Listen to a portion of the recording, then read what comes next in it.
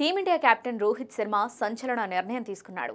Red ball క్రికెట్కు retirement ప్రకటించాడు. ఇప్పటికే టీ20 ఫార్మాట్కు వీడ్కోలు పలికిన రోహిత్ ఇకపై వైట్ జెర్సీలోనూ కనిపించడు. దీన్ని సగటు క్రీడాభిమాని జీర్ణించుకోలేకపోతున్నాడు. సుదీర్ఘ కాలం టీమిండియాకు సేవలందించిన హిట్ మ్యాన్ ఇప్పుడు కేవలం వన్డే క్రికెట్లో మాత్రమే కొనసాగుతాడు. ఓవైపు ఐపీఎల్లో దూకుడుగా ఆడుతున్నాడు. రోహిత్ ఫామ్లోకి వచ్చాడన్న సంతోషం ఎక్కువసేపు లేకుండా పోయింది ఫ్యాన్స్కి. అయితే ప్రస్తుతం రోహిత్కు 38 ఏళ్లు.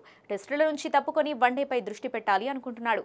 2027లో వరల్డ్ కప్ జరగనుంది. ఆ సమయానికి రోహిత్ ఫిట్ గా ఉండాలంటే అతనిపై ఎక్కువ భారం పడకూడదు. పైగా రోహిత్ టెస్టులో కాస్త ఇబ్బంది పడుతున్నాడు. న్యూజిలాండ్తో జరిగిన స్వదేశీ టెస్ట్ సిరీస్ ను భారత్ 3-0తో కోల్పోయింది. బోర్డర్ గవాస్కర్ ట్రోఫీలో భాగంగా ఆస్ట్రేలియాపై 4-1తో ఓడి ట్రోఫీ కోల్పోయింది. బ్యాట్స్మెన్ గా కూడా రోహిత్ చాలా ఇబ్బంది పడ్డాడు. మరోవైపు ఐపీఎల్ అనంతరం టీమిండియా ఇంగ్లాండ్తో 5 మ్యాచ్ల టెస్ట్ సిరీస్ ఆడనుంది. ఈ సిరీస్ కు రోహిత్ ను సెలెక్ట్ చేస్తారా లేదా అన్న అనుమానాలు కలిగాయి.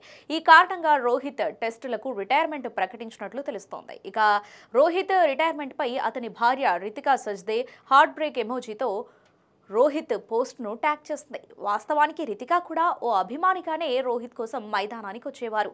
అందరూ అభిమానుల్లాగానే ఆమె కూడా మైదానంలో సందడి చేసేవారు. రోహిత్ ఆటను అంతలా ఆస్వాదించే ఆమె బోర్డర్ గవాస్కర్ ట్రోఫీ సమయంలో అందుబాటులో లేదు. కానీ రోహిత్ ఆడిన చివరి టెస్ట్ అదే కావడం విశేషం.